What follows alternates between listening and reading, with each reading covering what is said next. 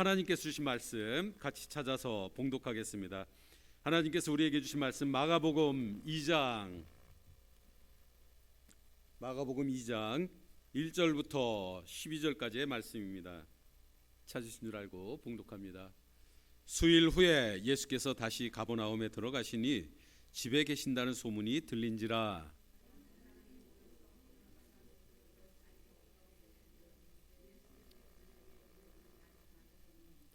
사람들이 한 중풍병자를 네 사람에게 메어 가지고 예수께로 올세.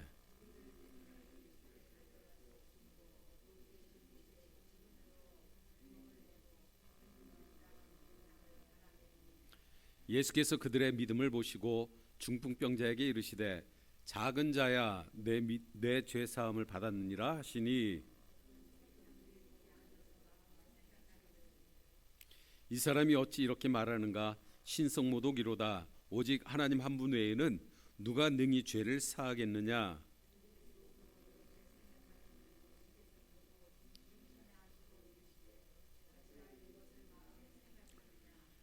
중풍병자에게 내 죄 사함을 받았느니라 하는 말과 일어나 내 상을 가지고 걸어가라 하는 말 중에서 어느 것이 쉽겠느냐?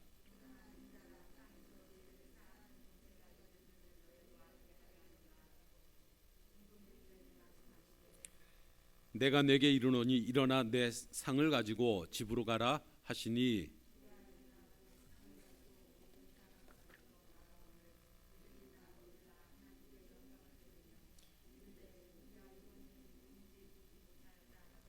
아멘. 할렐루야. 오늘 말씀의 제목은 산다는 것에 대하여 조금 다소 철학적이면서도 그런 내용을 담고 있죠. 벌써 11월입니다. 코로나 사태로 인해 가지고 전 세계가 고통을 겪고 있는데 어느덧 벌써 그런지도 11달이 맞이하게 됐습니다. 세월의 흐름이 참 빠르죠. 지난 주간 중엔 영직교회 은퇴 목사님인 우임 목사님하고 식사를 같이 하게 됐습니다. 그 목사님 은퇴하신 지 벌써 10년이 훌쩍 지났어요. 그러고 보니까 어제 같은데 어느새 강산도 변한다고 하는 10년의 세월이 지나가 버린 겁니다. 그 우임 목사님하고 식사하는 자리에서 우 목사님이 그동안 자신이 찍은 사진 그리고 자신이 쓴 시라고 하면서 몇 편을 보여주셨는데, 그 목사님이 쓰신 시 가운데 이런 내용들이 있습니다. 그 제목이 밤이 가까이 왔다라고 하는 겁니다. 밤이 가까이 왔다. 인생의 밤이 누구에게나 오는 밤, 피하고 싶어도 피할 수 없는 밤이, 밤은 그렇게 누구에게나 찾아오나 보다. 밤이 가까이 왔다. 인생의 밤이 겨우 한낮을 지난 줄 알았는데 어느덧 턱 밑까지 왔네. 밤은 그렇게 찾아오나 보다. 밤이 가까이 왔다. 인생의 밤이 아직도 친구들과 더 놀고 싶은데 그만하면 되었다고 밤은 그렇게 찾아와 발걸음을 재촉한다. 우리가 정신없이 살다 보니까 어느 틈엔가 인생의 황혼이 찾아오고 누구에게나 어김없이 인생의 밤이 찾아오게 되죠. 여러분, 산다는 게 뭘까요? 또 어떻게 살아야 인생을 잘 살았다고 이야기를 할 수 있을까요? 어느 80이 넘은 그 어르신에게 그 아들이 물었습니다. 아버지, 나는 50이 넘었는데도 아직 인생이 뭔지를 모르겠어요.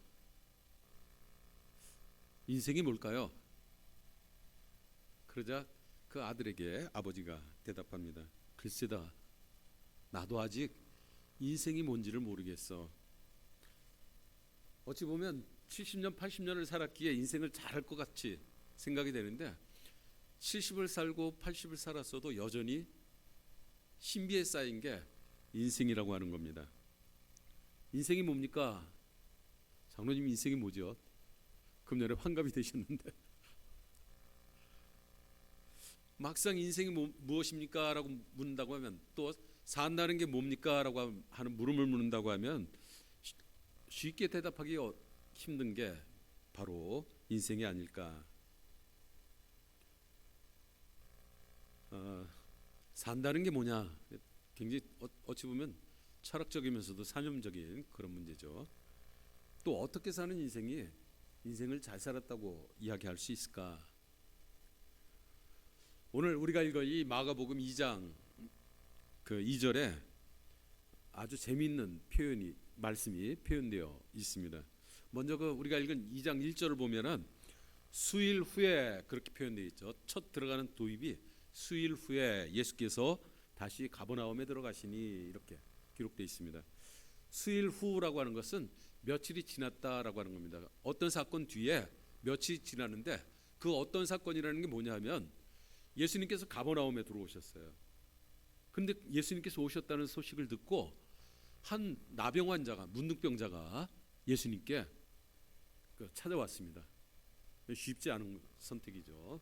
왜냐하면 나병 환자가 옆에 가까이 오기만 해도 사람들은 부정을 탄다고 해가지고 돌을 던지고 심지어 붙잡아다가 격리를 하는 그런 시대입니다. 그러니 이 나병 환자가 죽을 길을 쓰고 예수님께 찾아와서 간청을 합니다. 주여, 주님께서 원하시면 나를 깨끗하게 하실 수 있습니다. 우리가 이걸 주권신앙이라고 합니다. 주님께서 원하시면 될 줄로 믿습니다. 그 예수님에 대한 신앙을, 자신의 신앙을 그렇게 고백하자 예수님께서 그를 불쌍히 여기시고 그에게 말씀을 합니다. 내가 원하노니 깨끗함을 받으라. 할렐루야.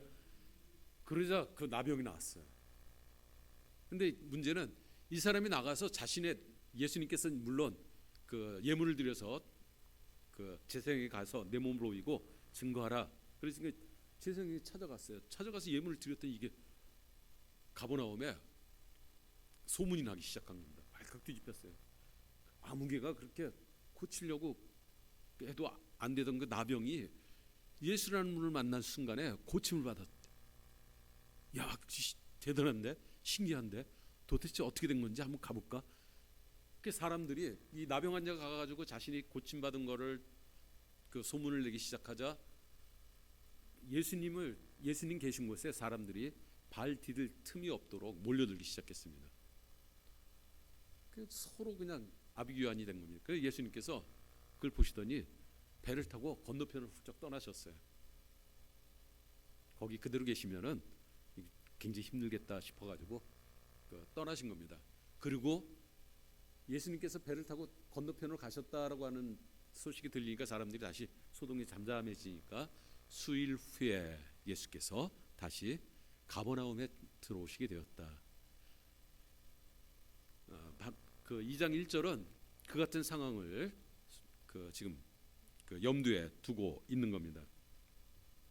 그런데 우리가 읽은 이 마가복음 2장 2절을 보면은 다시 예수님께서 오셨다는 얘기를 듣고 어느 집에 계신다라고 하니까 그 집에 사람들이 빽빽하게 들어차게 됐던 겁니다.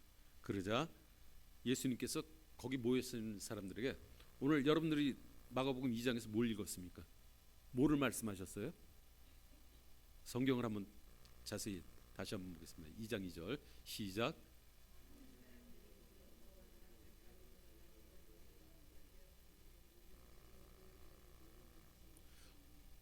뭐를 말씀하셨어요?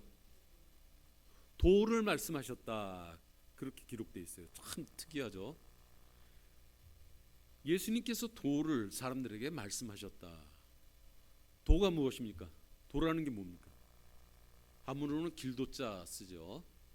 도라고 하는 말을 헬라어로는 로고스라고 합니다. 로고스는 하나님의 말씀을 가리킬 때 로고스예요. 예수님께서 도를 말씀하셨다라고 하는 표현은 성경 속에서 찾기가 참 힘든 겁니다. 그런데 오늘 마가복음 2장 2절에 사람들이 모여들자 예수께서 도를 말씀하시기 시작하셨다. 그렇게 기록하고 있습니다. 예수님께서 도를 말씀하셨다라고 하는 것은 하나님 앞에서 인생이 어찌 살아야 하는지를 말씀해 주시기 시작했다라고 하는 겁니다. 하나님의 말씀이라는 게 뭡니까? 인생이 가야 할 길을 보여주는 게 하나님의 말씀이에요. 하나님 앞에서 인생이 어떻게 살아야 하는지, 가정을 어떻게 섬겨가야 하는지, 교회를 어떻게 섬겨야 하는지, 이웃과 이웃 사이에 어떤 관계를 가지고 살아가야 하는지를 우리에게 말씀하시는 게 하나님의 말씀입니다. 그게 바로 도입니다. 오늘 같은 사건이 기록되어 있는 이 다른 복음서인 마태복음 9장에는 예수님께서 도를 말씀하셨다라고 하는 표현이 없습니다. 또 여러분과 함께 읽었던 그 본문의 내용이 중풍병자를 네 사람이 들고 와가지고 지붕을 뜯어가지고 구멍을 낸 뒤에 예수님 발 앞에 내려놓았다라고 하는 이 표현도 없어요. 마태복음을 기록한 마태복음의 마태의 초점은 인간의 죄를 용서하시는 인자의 권세. 뒤에 예수님께서 말씀하시죠. 예수님을 따라다니는 마태는 나중에 마태복음을 기록하면서 선교의 대상이 유태인들에게 맞춰져 있었어요. 그러다 보니까 만왕의 왕으로 오신 예수님께서는 이런 권세를 가지셨다라고 하는 관점에서 인간의 죄까지도 용서하시는 인자의 권세에다가 초점을 맞췄습니다. 그러다 보니까 자연히 도를 말씀하셨다 하는 이런 표현들, 지붕을 뚫고 예수님 발 앞에 중풍병자를 내려놓았다 하는 표현들은 사라졌어요. 그런데 이 누가복음 표현을 보면은 똑같은 공간복음이라는 게 그런 거죠. 한 사건을 마태, 마가, 누가 이 세 제자들이 기록한 내용들을 서로 비교하면서 보아야 된다는 거죠. 예수님께서 문득병자를 고쳐 주셨다라고 하는 이 문득병자를 고치는 사건을 누가는 기록하면서 지붕을 뚫고 예수님 앞에 중풍병자를 내려놓으면서 치료 역사가 시작이 됐다. 이런 똑같은 기사는 있는데 거기 모인 사람들에게 도를 말씀하셨다라고 하는 표현은 생략을 했어요. 근데 유독 이 복음서 중에서 가장 먼저 기록된 이 마가복음, 마태, 마가, 누가 복음서 중에 우리가 잘못 생각하면 마태가 맨 앞에 있으니까 제일 먼저 됐을 것이다 이렇게 생각하는데 성령께서 복음서를 기록하실 때 마태 뒤에 마가 이렇게 기록하지 않으셨어요. 마가복음이 제일 먼저 기록이 됐습니다. 주 50년경에. 그러면서 그 뒤에 누가와 마태 여러 복음서들이 이제 기록되기 시작을 한 거죠. 마가복음 제일 먼저 기록된 이 마가복음에는 예수께서 한 집에 들어가시니 사람들이 모여 선지라 예수께서 그들에게 도를 말씀하시기 시작하셨다라고 하는 표현이 기록되어 있습니다. 그럼 다른 복음서에 없는 왜 이 부분이 마가복음에는 기록되어 있을까요? 마가는 성령께서 복음서를 기록하게 하시면서 지붕을 뚫고 내려오는 이 중풍병자, 병자를 고쳐주시는 사건 자체를 예수님께서 말씀하신 도의 연장선이라는 관점에서 바라보고 있었다는 거예요. 이해되시죠? 그러니까 도라는 게 무엇입니까? 하나님께서 어찌 살아야 되 하나님 앞에서 인간이 어찌 살아야 하는지를 가르쳐 주는 게 도예요. 그런데 그 이야기 뒤에 지붕을 뚫고 내려오는 이 중병자의 사건이 예수님께서 말씀하신 하나님 앞에 인생이 어떻게 살아야 되는지를 보여주는 연장선에 이 사건이 자리 잡고 있었다라고 하는 겁니다. 다시 본문 속으로 우리가 들어가 보도록 하겠습니다. 가버나움에 사는 어느 한 사람이 중풍으로 쓰러졌어요. 그 중풍으로 쓰러지자 움직일 수조차 없게 됐습니다. 그런데 이때 예수님께서 가버나움에 오셨다라고 하는 소문이 들렸습니다. 그리고 심지어는 나병 환자까지 고쳐주셨다라는 소식이 중풍으로 쓰러진 이 사람이 살고 있는 집에까지 소식이 들려왔어요. 그러자 중풍으로 쓰러진 이 사람의 친구였는지 가족이었는지는 그 본문이 확실하게 말을 해주지 않고 있습니다. 그런데 아무튼 누군지는 모르지만 이 중풍병자를 안타깝게 여기던 사람들이 그를 네 사람에게 메워가지고 들것에 실어가지고 사람들에게 메워가지고 예수님께로 찾아오게 되었다는 겁니다. 그런데 와 보니까 이미 인산이래라 예수님 계신 집에 발 디딜 틈조차 없는 상황이었습니다. 우리가 보통 이렇게 되면은 어떻게 합니까? 아유, 틀렸나 보다. 이 사람이 이렇게 많은데 이 친구를 데리고 어떻게 저까지 들어가? 아이, 틀렸나 보다. 안 될 것 같은데. 이렇게 포기하고 말겠죠. 그런데 어찌하지? 하는 순간 누군가가 이야기했습니다. 야, 이 친구 데리고 저 지붕 뜯어. 지붕 위에 올라가자. 지붕 위에 올라가가지고 사람들이 많아서 들어갈 수 없으면 지붕 위로 올라가가지고 거기서 지붕을 뜯어가지고 들것 자체를 그냥 예수님 앞에다 내려놓지 뭐. 아이, 그러다가 저 집주인 아무개가 난리치면 그걸 어떻게 감당하려고? 에이, 난리치면 우리가 나중에 새 집 지어준다고 그래. 그 물질적으로 손해 보면 우리가 집 고쳐주면 되지. 어? 어떻게 할래? 이게 기껏 여기까지 이 친구 데리고 와가지고 그냥 돌아가는 것보단 그래도 어떤 액션이라도 취해봐야지. 그러더니 그 친구들이 지붕 위로 올라가서 지붕을 뜯기 시작했어요. 여러분, 지붕이 네 사람이 들어 올려가지고 달아 내릴 정도면 지붕이 튼튼하지 않으면은 쉽게 올라갈 수 없는 거죠. 만약에 텐트로 지어진 집이었다고 하면은 지붕 뜯기 위해서 사람 자체가 올라갈 수가 없었을 거예요. 그리고 거기다가 이렇게 구멍을 뚫어서 사람을 예수님 계신 곳에 내려놓는다는 건 언감생심이었을 겁니다. 생심이죠. 뭐 요즘처럼 여러분 한번 생각을 해보세요. 요즘처럼 콘크리트는 아니라고 할지라도 나무와 진흙등을 이겨가지고 만든 집이니까 그 지붕을 뚫는다라고 하는 선택 자체가 결코 쉽지 않았을 거다라고 하는 겁니다. 우당탕탕 예수님 안에서 말씀하고 계시는데 도에 대해서 말씀하시는데 지붕에서 그냥 갑자기 우당탕탕탕탕 막 하는 겁니다. 우리 교회 지붕 뜯듯이. 그러더니 갑자기 그리로 빛이 들어옵니다.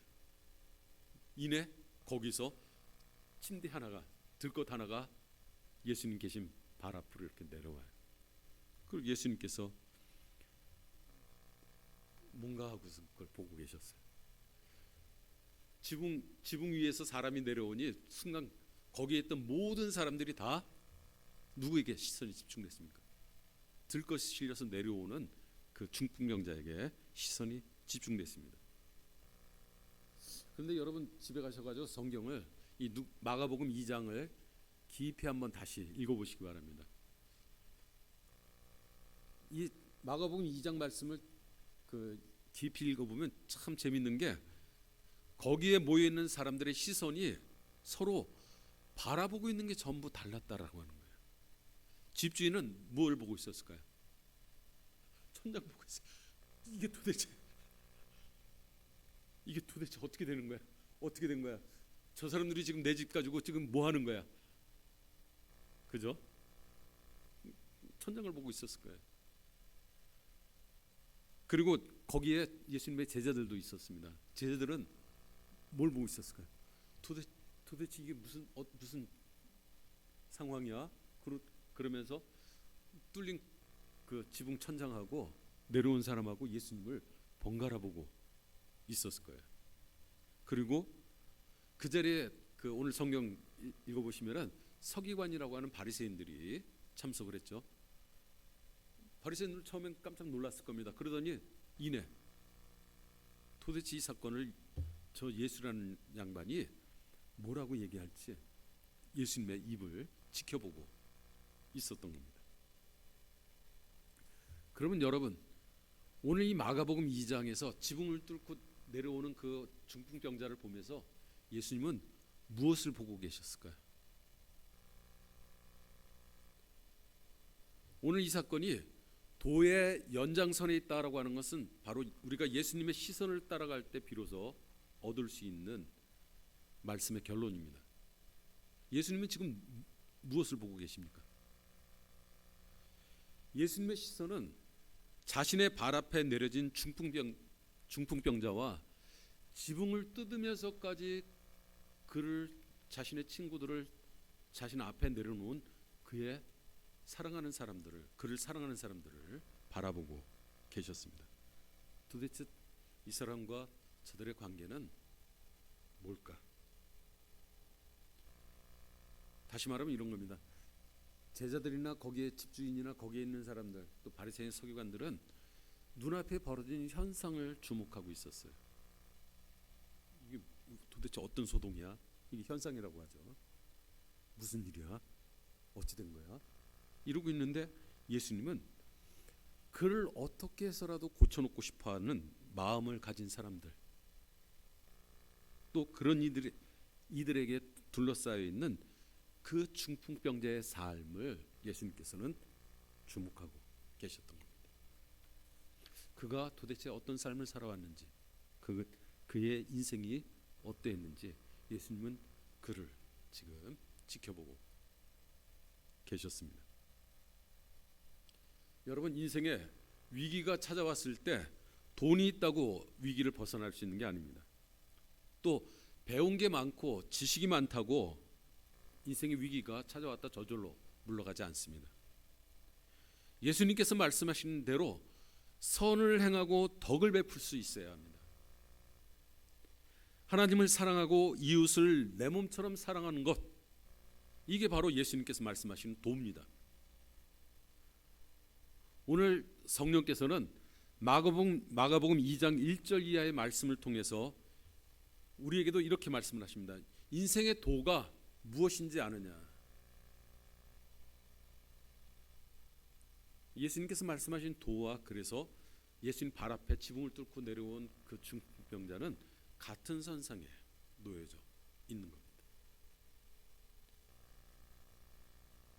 이 중풍병자는 인생의 위기를 만나가지고 몸이 아파서 쓰러졌지만 그를 어떻게 해서라도 살려보고 싶어하는, 일으켜 세워보고 싶어하는 사랑하는 이들의 사랑에 둘러싸여 있었다는 겁니다. 본문 5절 이하를 우리가 다시 한번 보겠습니다. 그 마가복음 2장 5절 이하를 보면 성경이 그렇게 기록을 하고 있죠. 그들의 뭘 보셨어요? 예수님께서는 누구의 믿음을 받느냐면 중풍병자의 믿음을 보신 게 아니에요.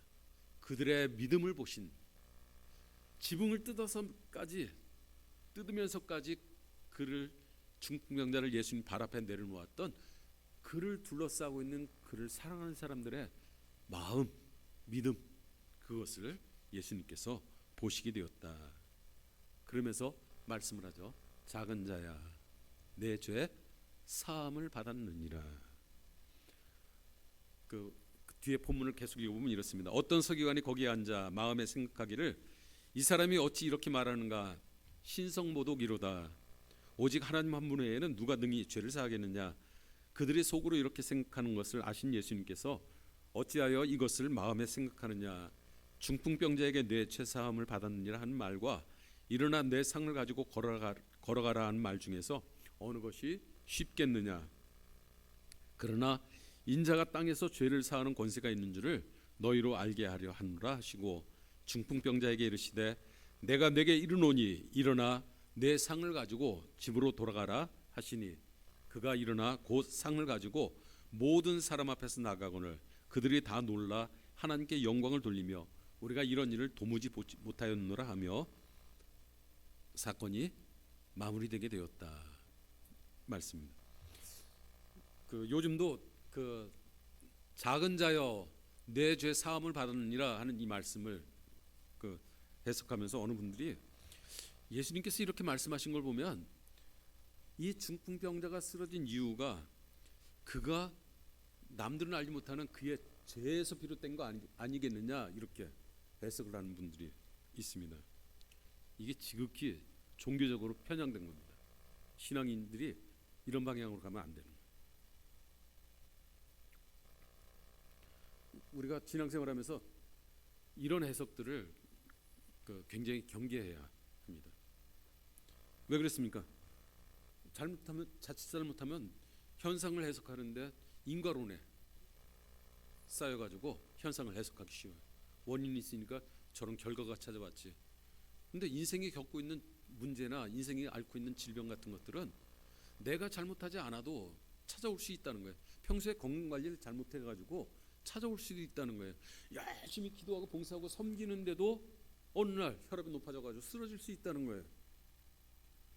그랬을 때 그런 이들을 향해서 뭔가 남들이 알지 못하는 죄가 있으니까 하나님께 그렇게 치신 거 아니냐 이렇게 해버리면 어떻게 되는 겁니까? 인생 자체가 그 사람의 삶 자체가 엉망진창이 되는 거죠. 그러니까 우리가 그런 식의 해석은 굉장히 경계해야 하고 조심해야 되는 거죠. 그런 해석들이 어디서 오느냐? 예수님이 지금 바라보고 계신 그 시선을 우리가 지금 쫓아가지 못하고 있는 거예요. 제대로 이해하지 못하고 있는 거예요. 예수님은 지금 발 앞에 누구를 보고 계세요? 중풍병자를 보고 계셨습니다. 동시에 그를 그렇게 이 자리까지 내려놓도록 저 지붕을 뜯고 내린 그를 둘러싸고 있는 사랑하는 사람들, 그의 친구들의 삶의 모습을 예수님께서 지켜보고 계셨다는 겁니다. 그 자리에 바리새인도 있었죠. 참나마다 인간의 죄를 용서하시는 것은 하나님밖에 없는데 어찌 사람이죠. 그 자리에 있는 서기관들은, 바리새인들은 예수님의 겉모습만 바라보고 있었던 겁니다. 그러니까 그런 말을 할 수밖에 없어요. 정말 보아야 할 것은 보지 못하고 보지 않아도 지나쳐도 괜찮은 것들은 지켜보고 있었다는 겁니다. 결국 외형만을 바라보고 있다가 예수님의 말씀 한마디 한마디에 시비를 걸고 넘어지게 된 거죠. 우리 이제 한국 사회가 고령화로 접어듭니다. 교회도 마찬가지예요. 교회도 복음이 개신교가 들어온 지 벌써 130년이 넘다 보니까 요즘에 교회 가 보면은 교회들이 다 그 연배가 있어요. 성도들이 그 은퇴를 앞둔 어느 분이 이런 이야기를 하는 걸 들은 적이 있습니다. 은퇴를 하고 노년을 지나가면서 노년의 시대를 맞이하는 사람들에겐 두 가지가 절대적으로 필요하다 그랬어요. 하나는 여러분들이 생각하는 물질, 돈이 있어야 된다. 늙을수록 돈을 가지고 있어야 돼. 그리고 또 하나는 뭐냐면 노년을 같이 보낼 수 있는 친구가 필요하다. 그런 이야기를 했어요. 여러분, 돈이야 있다가도 없고 또 없다가도 생기고 하는 거죠. 돈이 어쩔 수 없다 할지라도 친구는 함께 같은 인생의 길을 걸어가는 신앙의 친구들, 삶의 친구들, 사랑과 우정을 나눌 수 있는 삶의 친구들은 돈 가지고 만들 수 있는 게 아닙니다. 무엇 가지고 만듭니까? 서로에 대한 사랑과 관심, 그리고 배려와 도움이 함께 인생의 길을 걸어가는 좋은 신앙의 친구들을 만날 수 있게 만드는 비결입니다. 도가 무엇입니까? 인생이 어찌 살아야 합니까? 우리가 이걸 자꾸 복잡하게 생각하니까 자꾸 어려워지는 거예요. 같이 한번 하겠습니다. 선을 행하고 덕을 베풀라. 이것보다 더 좋은 게 없습니다. 하나님을 사랑하고 이웃을 내 몸과 같이 사랑하는 삶, 이게 인생이 하나님 앞에 살아가야 될 삶의 길입니다. 오늘 본문에 중풍병자가 인생 최고의 위기를 만났을 때 그와 더불어 기꺼이 그의 고통을 나눠주겠다고 하는 그의 친구들, 또 그를 사랑하는 사람들이 있었기에 이 중풍병자는 자신에게 찾아온 인생 위기를 극복하고 또 예수님께로부터 하나님의 자녀가 되는 그런 권세까지 누리게 되었습니다. 사랑하는 성도 여러분, 새 한 주간도 선을 행하시기 바랍니다. 덕을 세워가는 성도가 되시길 주의 이름으로 부탁하며 축원합니다. 함께 인생의 길, 또 신앙의 길, 노년의 길, 중년의 길, 이 길을 함께 걸어갈 수 있는 친구들을 얻기 위해서 도움과 배려, 또 사랑과 관심을 나눌 수 있는 귀한 성도가 될 수 있게 되시길 다시 한번 주의 이름으로 부탁하며 축원합니다. 주님의 은혜가 돌아온 한 주간도 여러분 가운데 함께 하시길 기원합니다. 같이 기도하겠습니다. 인생의 길을 걸어가면서 함께 인생의 짐을 나눠줄 수 있는 예수님께서 우리와 함께 계심을 고백하며 감사를 드립니다. 또한 인생의 길을 함께 걸어갈 수 있는 동반자들을 붙여주셨음을 감사합니다. 친구들을 붙여주셨음을 감사합니다. 선을 행하고 덕을 세워감으로 함께 인생의 노년의 길을 걸어갈 수 있는 우리 모두가 되게 하옵소서. 예수님의 거룩하신 이름으로 기도 올리옵나이다.